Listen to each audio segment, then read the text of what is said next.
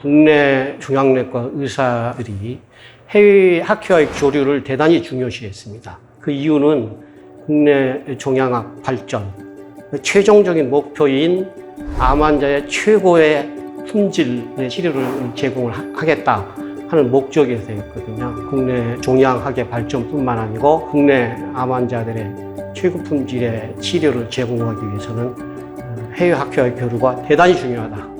이제 과거에는 저희는 주로 미국이나 이제 유럽의 암학회를 참여를 하는데 최근 들어서 일본하고 그다음에 중국의 암학회를 참석하게 됐었어요.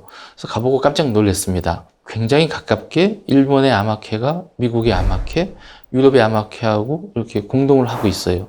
그래서 이거 왜 이렇게 하지 하고 쳐다봤더니 그 역사가 50년이 넘었어요, 벌써. 아, 이거가 하루 이틀 된 것이 아니구나. 우리도 빨리 해야 되겠구나 생각을 했고, 또 그렇게 하는 것이 아시아에서 어떤 리더십을 갖는데 중요한 역할을 할 수 있다는 것을 알게 됐었어요. 일본의 암학회, 중국의 암학회하고 같이 하는 것이 있고, 그 다음에 대외적으로는 유럽의 암학회, 미국의 암학회 같이 하는 것이 있고, 투 트랙으로 나갔던 것입니다.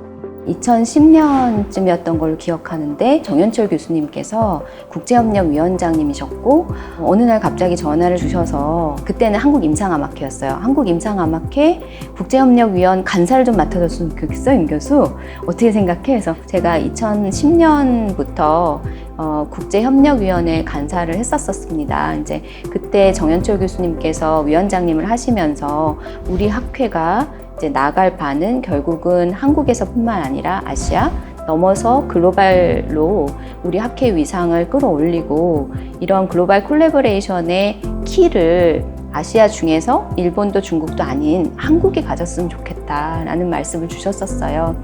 그리고 이제 제가 국제협력위원장을 하게 된 게 2014년 정도였던 걸로 기억하는데 그때 당시도 이제 정연철 교수님께서 이사장님이 되시면서 모든 학회와 거의 커넥션을 시도를 하셨어요. 그래서 일단 이사장님께서 나서서 커뮤니케이터 역할을 해주시면 그 다음에 이제 디테일은 제가 이제 메꾸어 나가는 그런 역할을 했고 저희가 맨 처음 시작한 건 유럽하고 먼저 시작을 했습니다. 국외는. 유럽하고 처음 갔을 때 저희가 연락을 했더니 굉장히 궁금해하면서 반응이 왔어요. 왜 그러느냐? 그래서 아니 우린 대한민국을 대표하는 학회이고 유럽을 대표하는 학회니까 같이 하고 싶다 그랬더니 처음에는 좀 시큰둥하는데 계속 연락을 취했더니 그쪽에서 그러면 리더십 대 리더십 미팅을 하자 이렇게 연락이 왔어요. 저희 리더십 10분하고 거기 리더십 20분하고 같이 미팅을 했습니다. 거기서 저희가 자세히 설명을 했더니 이해를 하고 이 미팅을 매년 하자고 얘기가 그쪽에서 나왔어요. 대한종양내과하고 유럽종양내과하고 같은 미팅을 하나 만들었으면 좋겠다. 그래서 그게 만들어졌습니다.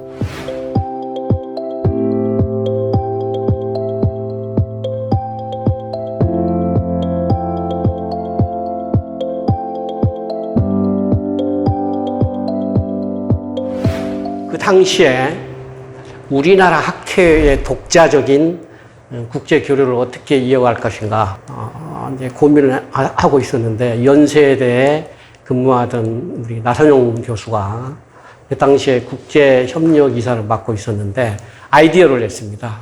그게 Connecting Dot for Oncology라는 그 심포지움이었어요. 참여 대상은 AACR에 참여하는 한국의 종양내과 의사, 그 다음에 주로 미국에 거주하는 교포나 그 후손들 중에서 미국의 대학병원 또는 암센터에서 근무하는 종양내과 의사, 그리고 보건의료행정이나 글로벌 국제 제약회사에서 리더의 자리를 확보하고 있는 사람들을 대상으로 심포지움을 창립했어요. 이후에 Connecting Dot for Oncology라는 심포지움이 이름을 바꾸어서 확대되었어요. 지금은 Connecting Dot for Cancer Research로 매년 이제 개최가 되고 지금까지 이렇게 확대돼서 열리고 있다는 소식을 들으니까 정말 뿌듯하죠. 환자를 치료하는 데 있어서는 연구부터 임상시험 또 실제 환자 진료하는 거, 그 다음에 우리가 완화의료라고 하는 서포티브 케어, 그 다음에 자료를 정리하는 모든 클리니컬 데이터베이스 매니지먼트 등 굉장히 많은 다시 필요하다라는 거죠. 연결시켜 줄 수 있는 장을 마련했으면 좋겠다. 그래서 우리의 다시 해외에 있는 닷들과 연결이 된다고 하면 우리가 나가는 길이 되는 이 네트워크도 만들지만 거꾸로 또 해외에서 우리가 가지고 있지 못한 또 미래를 위해서 우리가 필요한 그러한 닷을 끌어올 수 있는 길도 만들어지지 않을까라고 생각해서 CDCR이라는 이름을 만들었습니다. CDCR 중에 한 프로그램은 우리나라에서 하시는 연구자 선생님들의 일을 발표를 해서 외국에 계신 선생님들이 관심을 가질 수 있게 우리의 이렇게 가능성을 보여주고 역량을 보여주고 이 사람의 미래를 위해서 지원하실 분을 찾습니다 하는 그런 닷과 닷을 연결하는 게 있고요. 거꾸로 외국에서 지금 연구를 하시는 분들이 우리하고 같이 할 수 있는 일이 뭘까를 우리도 좀 찾아볼 수 있는 기회가 되기 위해서 그쪽에서 하시는 연구 결과를 발표하는 그런 시간도 있었습니다. 국외의 국제 학회들과의 교류, 대표적인 학회가 아스코와 에스모라고 말씀드릴 수가 있겠고요. 아시아권으로는 저희가 함께 그 콜라보레이션한 학회가 파코이고 AACR과의 교류가 이제 커넥팅 더트라고 말씀드릴 수가 있을 것 같습니다. 그전에는 이렇게 배워오는 게 주였다면 이제 공유하고 나아가서 리드할 수 있는 그런 경험까지 할 수 있는 상황이 어느 정도는 되었다고 생각합니다.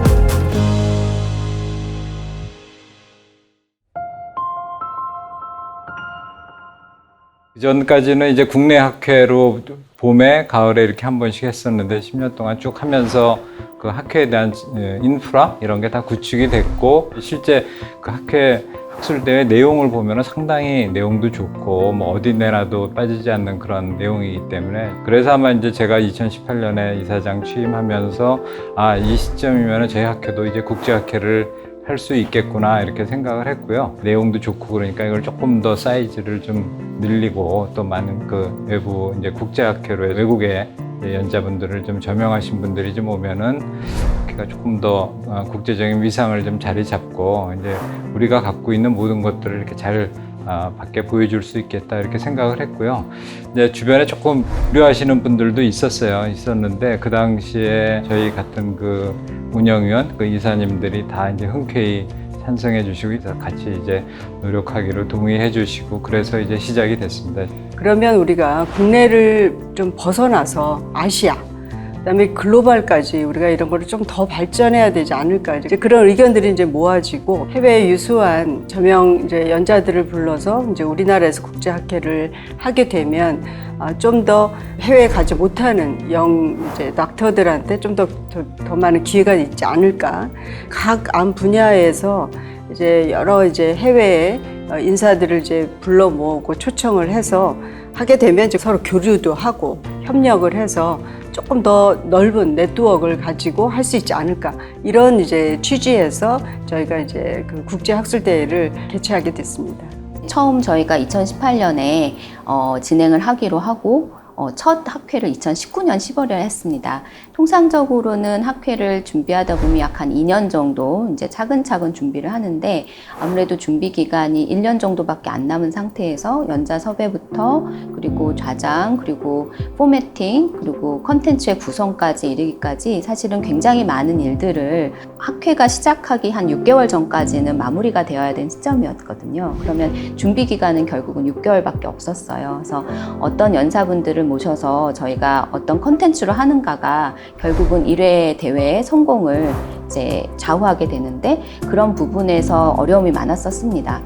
그래서 그런 어려움들을 어떻게 해결할까 사실은 저희가 학술위원회 여러 학술위원들을 모시고 학술위원회 전공을 모두 다 살피면서 각 암종의 전공을 하는 종양내과 선생님들 그리고 종양내과 이외에 외과 교수님들 그다음에 해귀학과 선생님, 영상의학과 선생님 그리고 저희랑 콜라보레이션하는 병리학과 선생님과 이제 모든 다학제 선생님들을 다 학술위원회에 모시도록 했고 대한항암요법연구회 교육위원장님도 저희 학술위원으로 모시면서 이제 우리 내에서 이제 연구와 함께 임상시험을 진행하는 것 그리고 다학제를 모두 다 아이디어를 합하는 그런 방법으로 이제 진행을 했었습니다. 국제학회를 하게 되면 이제 기본적으로 이제 공통적인 언어가 영어로 돼야 되고 그러면서 이제 저희가 국내뿐만 아니라 우리나라를 위시한 아시아, 더 나아가서 유럽, 미국, 이게 전 세계에 있는 선생님들과 이렇게 교류를 하기 때문에 그만큼 여러 가지 이제 면에서 업그레이드가 돼야 되거든요. 뭐 초록의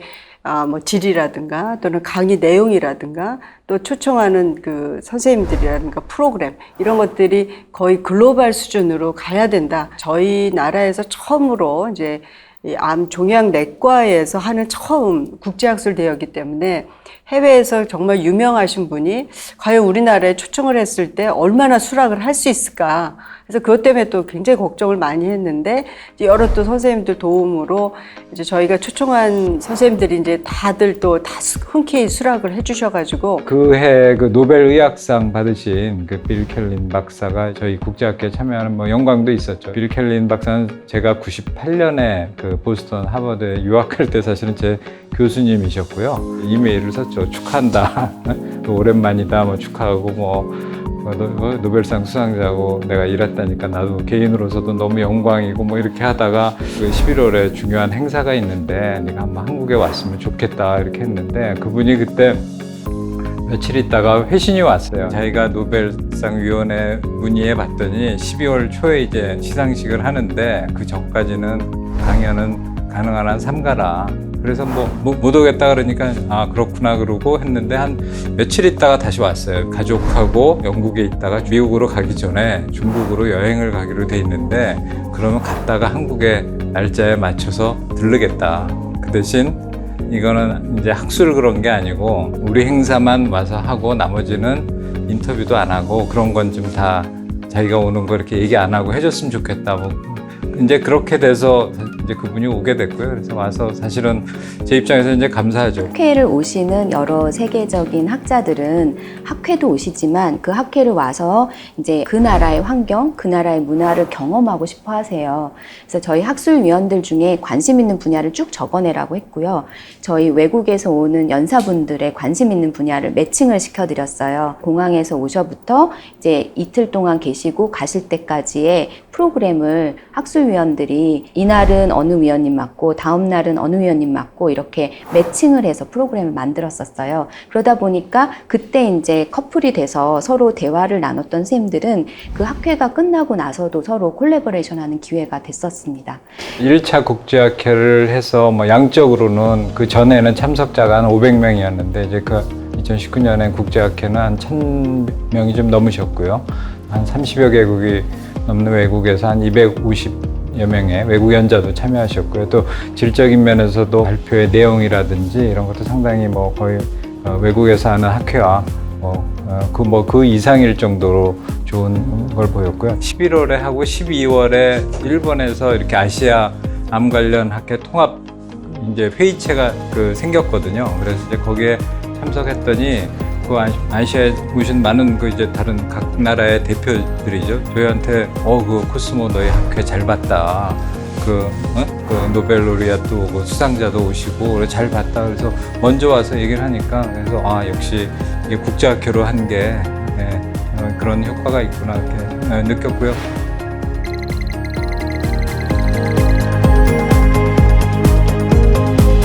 첫 번째 대회를 하고 나서 두 번째 대회는 첫 번째 경험을 가지고 두 번째 대회를 하는데 조금 더 익숙하게 저희가 할 수 있을 거라고 생각했어요. 1회 대회의 경험을 그대로 살려서 2회 대회를 하려고 생각을 했었는데 2회 대회 때는 이제 복병이 나타난 거죠. 코로나가 2020년 2월에 발생을 하면서 계획했던 거를 이제 중간에 방역 지침에 따라서 거의 한 10몇 번쯤 변경을 했었어요.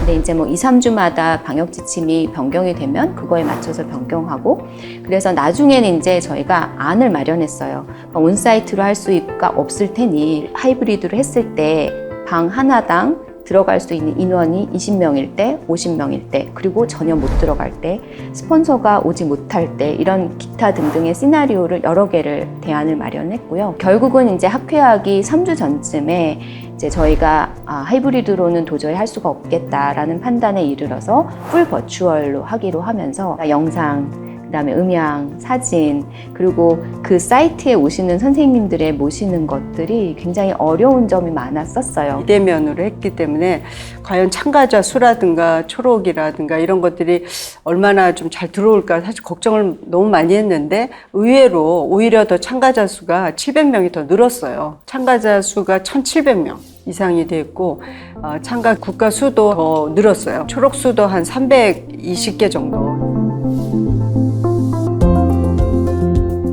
고정관념을 깨트리는 게 굉장히 중요했던 것 같아요. 풀 버추얼로 하고 싶은데 풀 버추얼 중에도 Q&A는 실시간으로 하고 싶은 거예요. 그래서 고정관념을 깨자. 그래서 시간표를 완전히 바꿨어요. 글로벌 타임존으로. 그래서 그분이 계신 곳의 시간, 그때 우리나라의 시간 모두 다 시간표로 맞춰서 예를 들어서 이제 미국 연자분들 같은 경우에 플래너리 세션은 오전 9시, 가능하면 그분들이 저녁 늦게라도 조인할 수 있게, 그리고 유럽에 계신 선생님들은 가장 마지막에 저희가 고정관념에서 헤어나오면서 조금 더 또 새로운 걸 창조할 수 있더라고요. 코로나 때문에 이제 비대면으로 했지만 학회 여러 가지 프로그램 내용이나 이런 걸 보면은 역시 그 국제학회를 계기로 해서 그 질적인 면 그런 것도 같이 좋아졌기 때문에 뭐 대외적인 거 또 내실 이런 측면에서 둘 다 도움이 됐다고 생각하고 있습니다. 우리가 도움을 더 줘야 될 국가들이 사실은 많습니다. 그래서 아시아에서 더 중심이 돼서 개발도상국계에 있는 그 여러 인베스게이터 연구자들한테 좀 더 우리가 교육도 더 시키고 이제 그분들하고 서로 협력도 하고, 그래서 저희가 아시아에서 최소한 중심적인 역할을 할 수 있는 그런 학회로 거듭나는 거였으면 좋겠고요. 이제 더 나아가서 이제 뭐 에스코라든가 에스모라든가 이런 이제 뭐 지금도 뭐 열심히 그분들하고 어깨를 겨루어서 같이 하고 있지만 이제 좀 더 한 발짝 더 이제 정진하는 그런 모습으로 다시 태어나는 학회가 되었으면 하고 바람